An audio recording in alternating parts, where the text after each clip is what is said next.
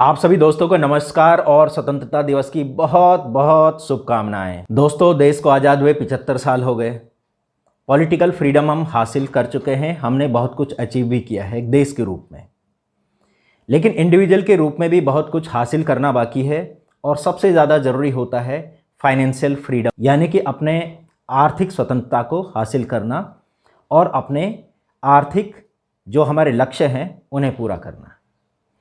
तो इसके लिए मैंने एक छोटी सी कोशिश की है। इसके लिए मैंने पॉइंट्स तैयार किए हैं टू अचीव फाइनेंशियल इंडिपेंडेंस, जिनका मैं एक एक करके जिक्र करूँगा बस शॉर्ट में। तो दोस्तों, इन पॉइंट्स को तैयार करने से पहले मैंने काफ़ी रिसर्च किया है, काफ़ी होमवर्क किया है, अनुभवी लोगों का साथ लिया है, अपने अनुभवों को भी मैंने इसमें शामिल किया है। चलते हैं, इन पॉइंट्स को हम जल्दी हम डिस्कस कर लेते हैं। चलिए, तो दोस्तों, फाइनेंशियल इंडिपेंडेंस को हासिल करने की पहली शर्त है इन्वेस्टिंग माइंडसेट, यानी कि आपका जो माइंडसेट है वो एक इन्वेस्टर की तरह होना चाहिए, ना कि एक जुआरी की तरह। तो इसके लिए कुछ सिंपल सी शर्तें हैं। पहला, आपके अंदर पेशेंस यानी कि धीरज होना चाहिए। आपकी कंसिस्टेंसी होनी चाहिए, यानी कि लगातार इन्वेस्टिंग करते रहें। अमाउंट इसमें मायने नहीं रखता है, छोटा बड़ा कुछ भी हो सकता है। इसमें आप अमीर हैं या मिडिल क्लास हैं या गरीब हैं, पुरुष हैं, स्त्री हैं, स्टूडेंट हैं, कम कमाते हैं, ज़्यादा कमाते हैं, ये इसमें मायने नहीं रखता है। इसमें जो मायने रखेगा वो है आपकी पेशेंस और आपकी कंसिस्टेंसी। और आपको फियर, ग्रीड यानी कि डर से, लालच से, ओवर एक्साइटमेंट से बचना है, तो आप आसानी से अपना लक्ष्य हासिल कर पाएंगे। दूसरी ज़रूरी शर्त है focus on wealth creation rather than on short term returns. आपको रिटर्न्स पे ध्यान नहीं देना है, बल्कि आपको वेल्थ क्रिएट करने पे ध्यान देना है, जो कि लॉन्ग टर्म में होती है। जो तीसरी ज़रूरी शर्त है अर्ली इन्वेस्टिंग, यानी कि जितनी जल्दी संभव हो आप इन्वेस्टिंग शुरू कर दें। वैसे जब जागो तब सवेरा, लेकिन अगर आप कम उम्र में ही इन्वेस्टिंग शुरू कर देते हैं तो आपके लिए फाइनेंशियल गोल्स अचीव करना बहुत आसान होता है, वो भी कम से कम समय में। अर्ली इन्वेस्टिंग का क्या महत्व है, ये मैं आपको एक SIP कैलकुलेटर से बताने जा रहा हूँ। तो अगर आपको 1 करोड़ रुपए का कॉर्पस खड़ा करना है, यानी कि आपका लक्ष्य है कि मुझे इस उम्र में 1 करोड़ रुपए चाहिए, तो मुझे कितना इन्वेस्ट करना पड़ेगा, तो हम इसमें एक्सपेक्टेड रिटर्न 15% ले सकते हैं, जो कि आ जाता है। अगर आपकी एज 50 साल है, 60 साल में वो तय करना चाहते हैं, तो आपको 36,300 रुपये आपको डिपॉजिट करने होंगे पर मंथ SIP के जरिए। तो आप 1 करोड़ रुपए का कॉर्पस खड़ा कर देंगे अगले 10 साल में। अगर आपकी एज 40 ईयर्स है और आप चाहते हैं कि 60 साल में यानी कि अगले 20 साल में मैं 1 करोड़ रुपए का कॉर्पस खड़ा कर दूं, तो उसके लिए आपको 6,700 के करीब आपको SIP करवानी होगी। तो उससे आपको ये नतीजे मिल सकते हैं। लेकिन अगर आपकी एज 30 साल है और आगे आपके 30 साल पड़े हुए हैं, तो आप सिर्फ 1,500 रुपये की SIP के जरिए 1 करोड़ का कॉर्पस खड़ा कर सकते हैं रिटायरमेंट से पहले। तो ये सिग्निफिकेंस है अर्ली इन्वेस्टिंग की। Income minus investment equal to expenses, इस फॉर्मूले को आप नोट कर लीजिए। लेकिन होता क्या है कि आम आदमी income minus expenses equal to investment, एक आम आदमी करता ये है कि जब उसकी मंथली सैलरी आती है, इनकम आती है कहीं से, तो पहले वो अपने खर्चे ढूंढता है कि मुझे क्या क्या खर्चा करना है, उसके बाद बचेंगे तो इन्वेस्ट करेंगे। तो इसलिए हमें इसमें फॉर्मूले में थोड़ा सा चेंज करना पड़ता है। Income minus investment equal to expenses. जब आपकी इनकम आए तो शुरुआत में जब आप कोई रेंट पे करते हैं, EMI पे करते हैं, उसी के साथ आप इन्वेस्टमेंट को भी आप जोड़ दीजिए कि मुझे इतना इन्वेस्ट भी जरूरी है। उसके बाद आप अदर एक्सपेंसेस पे नज़र डालिए। एसेट एलोकेशन, आपका पूरा इन्वेस्टमेंट एक ही जगह कंसंट्रेटेड नहीं होना चाहिए, यानी कि आपका इक्विटी में भी होना चाहिए कुछ पोर्शन आपका डेट में होना चाहिए, कुछ पोर्शन आपका गोल्ड में होना चाहिए, कुछ रीट्स वगैरह में होना चाहिए, और कुछ आपका FDs या सेविंग अकाउंट में भी होना चाहिए, जो कि आपको ज़रूरत पड़ने पर प्रोटेक्शन देना चाहिए। एसेट एलोकेशन करवाने के लिए इसके लिए आप अपने एडवाइज़र की सलाह ज़रूर लें। Don't invest in physical properties and physical gold. कभी भी आप, अगर आपको अपने लिए घर खरीदना तो बहुत बढ़िया बात है, लेकिन अगर आप सेकंड प्रॉपर्टी किसी इन्वेस्टमेंट के पर्पज़ से अगर आप ले रहे हैं, तो कभी भी प्रॉपर्टीज़ में आप डायरेक्ट इन्वेस्ट ना करें। इसका दूसरे तरीका है, जैसे कि आप रीट्स के जरिए कर सकते हैं, जिसमें कि आप ऑर्गेनाइज सेक्टर में बहुत कम अमाउंट में भी आप कर सकते हैं। फिजिकल प्रॉपर्टीज़ को ओन करने से सबसे बड़ा जो नुकसान जो ये होता है कि उसमें लिक्विडिटी नहीं होती है। अगर आपको कभी पैसे की ज़रूरत पड़ गई तो आप उसे टाइमली बेच नहीं सकते, और जब बेचते हैं तो बहुत ज़्यादा नुकसान पे आप बेचते हैं, जिसमें कि पूरी तरीके से प्रॉपर्टी डीलर्स या बिल्डर्स मैनिपुलेट करते हैं, आप उनके चंगुल में फंस जाते हैं। गोल्ड को भी आप फिजिकल खरीदने पे आपको एक तो मेकिंग चार्जेस वगैरह देने होते हैं, एडमिन चार्जेस वगैरह देने होते हैं। इसके अलावा गोल्ड का जो बिजनेस है इंडिया में वो भी ज़्यादा ऑर्गेनाइज नहीं है, वहाँ पे भी काफ़ी सारी धांधलियाँ वहाँ पे होती हैं। तो इससे बेहतर है कि आप गोल्ड फंड्स में इन्वेस्ट करें, गोल्ड ETF में इन्वेस्ट करें, या सोवरिन गोल्ड बॉन्ड जो कि गवर्नमेंट जारी करती है उनमें आप इन्वेस्ट कर सकते हैं। Get rid of compulsive buying disorder, यानी कि कई बार हम उन चीज़ों की खरीदारी कर देते हैं जिनकी कि हमें ज़रूरत नहीं होती। कई बार हम कोई पेन ड्राइव खरीदने के लिए गए और हमें वहाँ पे कोई स्मार्टफोन पसंद आ गया। आपको पेन ड्राइव लेनी थी 500 रुपीज़ की, और आपने 60,000 रुपये का मोबाइल भी आपने साथ में ख़रीद दिया। तो कमोबेश ऐसा हम सभी के साथ होता है, लेकिन अगर ये रिपीटेडली ऐसा होता है और एक जो अनकंट्रोल्ड डिज़ायर हमारे पास पैदा हो जाती है कि कुछ चीज़ को ख़रीदारी की, तो इसे कहते हैं ऑनिमैनिया। ये एक साइकोलॉजिकल डिसऑर्डर है जिससे हमें बचना चाहिए, और ये हमें किसी डेट ट्रैप में यानी कि कर्ज के जाल में बुरी तरह से फांस सकता है। अगला पॉइंट है कि आपकी लायबिलिटीज यानी जिम्मेदारियां और गोल्स यानी कि लक्ष्य, ये आपके एकदम क्लियर होने चाहिए। और जब भी आप किसी एडवाइजर के साथ इस पर डिस्कस करें तो अपनी इन बातों को खुल के उसको बताएं, जिससे कि आपकी फाइनेंशियल प्लानिंग एकदम सही तरीके से हो पाए। अगला जरूरी पॉइंट है रिस्क प्रोफाइलिंग, यानी कि आपकी जोखिम लेने की भूख और जोखिम बर्दाश्त करने की क्षमता। अक्सर होता यह है कि नया जो इन्वेस्टर होता है, कई बार उसे लगता है कि मैं बहुत ज़्यादा जोखिम ले लूँगा तो बहुत ज़्यादा मैं कमा पाऊँगा, या उसने सुना हुआ रहता है कि जितना ज़्यादा बड़ा जोखिम लोगे उतना ज़्यादा कमाओगे। लेकिन ऐसा भी नहीं है। रिस्क प्रोफाइलिंग बहुत एक सेंसिटिव इश्यू है, बहुत ही ये स्किल का काम है। बेहतर है आप अपनी रिस्क प्रोफाइलिंग प्रोफेशनल से डिस्कस करें, क्योंकि कई बार रिस्क प्रोफाइलिंग इंसान को खुद भी पता नहीं होता, वो कुछ सुनी सुनाई बातों से कैरिड अवे होके बड़ा जोखिम ले लेता है। डोंट फॉलो द लीडर्स, आपके सुनने में अटपटा लगेगा, क्योंकि आप तक आप यही सुनते आए हो कि हमें लीडर्स को फॉलो करना चाहिए जो भी सक्सेसफुल लोग हैं। यहाँ हम बात कर रहे हैं इन्वेस्टिंग के लीडर्स की, जैसे Warren Buffett, Rakesh Jhunjhunwala, Charlie Munger, Radha Kishan Damani या विजय केडिया।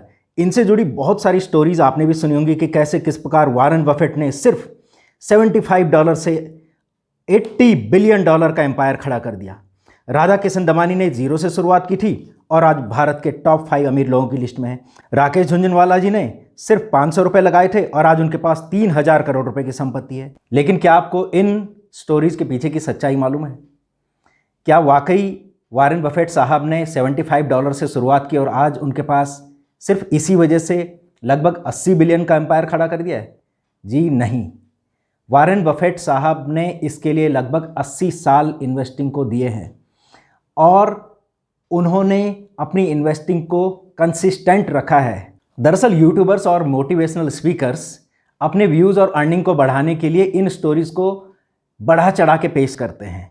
सच तो यह है कि वॉरेन बफेट साहब ने $75 से शुरुआत जरूर की थी, लेकिन उन्होंने लगातार इन्वेस्टिंग की है। उनके इस सफ़र को अब तक लगभग 78 ईयर्स हो गए इन्वेस्टिंग को। अगर आप राकेश झुनझुनवाला जी को, जिनको कि इंडिया का वॉरेन बफेट कहा जाता है, उनको लगभग 42 साल हो गए इन्वेस्ट करते हुए, तो उन्होंने 500 रुपये को मल्टीप्लाई नहीं किया, बल्कि वो कंसिस्टेंटली उन्होंने इन्वेस्टिंग की है। और 500 रुपये वाली भी कहानी जो है ये हजम होने वाली नहीं है। मैं एक 18 सेकंड का मैं आपको वीडियो दिखा रहा हूँ, जिसमें कि राकेश झुनझुनवाला जी खुद एडमिट कर रहे हैं कि उन्होंने कैसे शुरुआत की थी, और इसमें बता रहे हैं कि उन्होंने शुरुआत में 2.5 लाख रुपए अपने किसी क्लाइंट से लिए थे और उसके बाद उन्होंने अपने भाई के क्लाइंट से 10 लाख रुपए लिए थे। इसके अलावा आपको यह भी पता होना चाहिए कि लेवरेज का भी इस्तेमाल किया जाता है। पहले आप वो वीडियो क्लिप देख लीजिए। तो पहले एक लेडी ने दिया, वो बोले सिक्योरिटी में, बोले सिक्योरिटी में तो मैं हूं, मेरे पास और कुछ नहीं है। तो बोली ठीक है, मैं तुम्हें 2.5 लाख रुपया दूंगा, पहले 1.25 लाख रुपया ले, उसके शेयर ले, वो शेयर मुझे सिक्योरिटी में दे, फिर 1.25 लाख और दे। तो मैंने वैसे चालू किया। फिर एक ब्रदर के क्लाइंट ने 10 लाख रुपया दिया।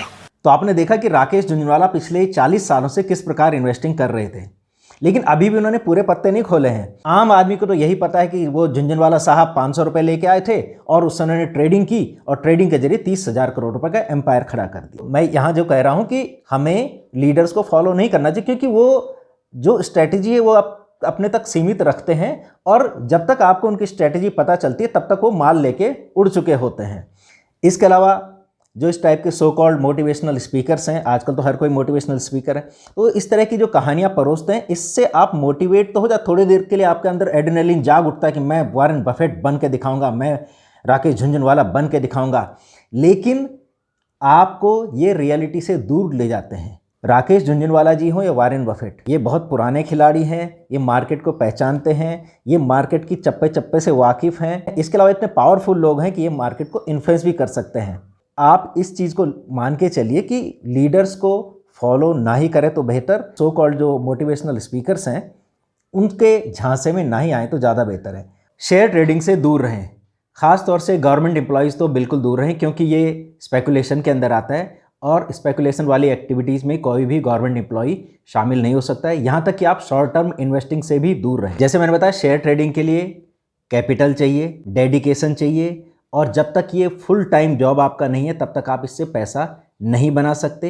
इसके अलावा आपको लक भी होना चाहिए और आपकी रिस्क प्रोफाइल उसके अकॉर्डिंग होनी चाहिए। पीयर प्रेशर और सोशल प्रेशर को हैंडल करना सीखें। कई बार हमारा ये मिसकॉन्सेप्शन होता है कि सोसाइटी हमसे डिमांड कर रही है कि हमारी गाड़ी इतनी महंगी होनी चाहिए, हमारी शादी ब्याह इतने खर्चे में होने चाहिए, या हमारा घर इतना बड़ा होना चाहिए। अगर ये सब नहीं होगा तो सोसाइटी हमको एक्सेप्ट नहीं करेगी, लेकिन ऐसा नहीं है। फिर भी हम सोसाइटी की इन सो कॉल्ड डिमांड्स या इन नॉर्म्स को पूरा करने में तन मन धन से लग जाते हैं।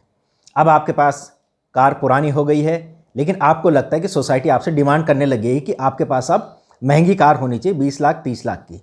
घर पुराना हो गया है और आपके पास अब अच्छी सोसाइटी में घर होना चाहिए।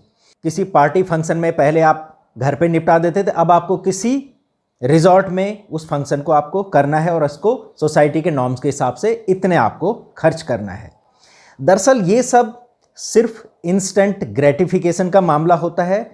कुछ सालों बाद उसका जो असर आपकी मेंटल वेलबींग पे पड़ने लग जाता है, फिजिकल हेल्थ पे पड़ने लग जाता है, और जिन बीमारियों को या जिन डिसऑर्डर्स को हम मानते थे कि ये 50 साल 60 साल के बाद होते, हो सकता है कि उनको आप अभी से अपने आसपास देखने लगें। पेनी वाइज पाउंड्स फुलिश, हमें इस माइंडसेट से बाहर निकलना है। इसका सीधा सीधा मतलब है कि कई बार हम अपना छोटा छोटा पैसा बचाने के चक्कर में अपने बड़े बड़े अमाउंट को बड़े रिस्क पे डाल देते हैं। जैसे कि कई जगह पे कि ये काम तो मैं खुद ही कर लूँगा, मैं यहाँ का पैसा बचा लेता हूँ। कई जगह पे कोई इन्वेस्टिंग का मामला होता है, किसी प्रॉपर्टी में, गोल्ड में या किसी बिजनेस में, लेकिन आपके पास एक्सपर्टाइज नहीं होती है।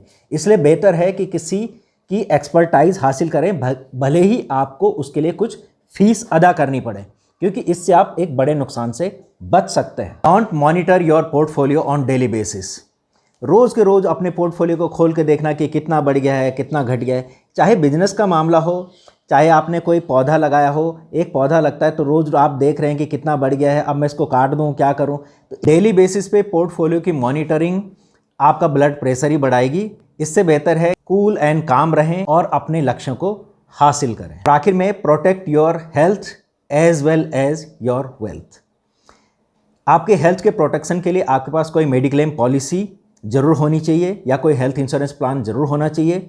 अब मैं ये नहीं कह रहा हूँ कि आप तुरंत कहीं से उसे खरीदिए, लेकिन अगर आपकी कोई कंपनी या ऑर्गेनाइजेशन ने उसको आपको प्रोवाइड किया है तो बहुत अच्छी बात है, नहीं तो आप उसे ख़रीद सकते हैं। अगर सरकार की तरफ से आपको कोई हेल्थ प्रोटेक्शन मिला हुआ है तो ये भी बहुत अच्छी बात है। जहाँ तक वेल्थ के प्रोटेक्शन का सवाल है, तो क्या कोई मिस हैपनिंग हो जाए, उसके बाद आपके परिवार का को फाइनेंशियली कोई अड़चन ना आए, इसके लिए आपके पास कोई टर्म प्लान होना चाहिए। आप किसी इंडोमेंट पॉलिसी या कोई मनी बैक, कैशबैक पॉलिसी जिनको कहते हैं, उनको बिल्कुल ना खरीदें, वो पैसे की बर्बादी है। बेहतर है कि प्योर टर्म प्लान लें, बहुत सस्ता आपको ये मिल जाएगा। हेल्थ और वेल्थ के प्रोटेक्शन की बात वैसे मैंने लास्ट में की है, लेकिन जब भी आप इन्वेस्टिंग की जर्नी शुरू करें और जब भी आप फाइनेंशियल फ्रीडम की ओर आगे बढ़ें, तो आप शुरुआत में ही अपनी हेल्थ और वेल्थ के प्रोटेक्शन का इंतज़ाम कर दें और अपने एडवाइज़र से ये ज़रूर सलाह लें कि आपको किस टाइप का हेल्थ प्लान लेना चाहिए जो कि आपके लिए किफ़ायती भी हो। तो दोस्तों, फाइनेंशियल फ्रीडम को अचीव करने की दिशा में ये मेरी एक छोटी सी कोशिश थी जिसको मैंने आपके साथ शेयर किया है। तो अगर आपको ये वीडियो पसंद आया हो या आपको कुछ भी हेल्पफुल लगा हो तो इसे लाइक, सब्सक्राइब और शेयर ज़रूर करें। और इसमें अगर कोई कमियां हो या कुछ पॉइंट्स छूट गए हों, हालांकि मुझे लग रहा है कि कुछ पॉइंट्स को ज़्यादा इलेबोरेट किया जाना चाहिए, लेकिन समय की सीमा है, वीडियो पहले ही बहुत लंबा हो गया है, तो मैं अगली बार इसका ध्यान रखूँगा। तब तक के लिए हैप्पी इन्वेस्टिंग। नमस्कार, जय हिंद।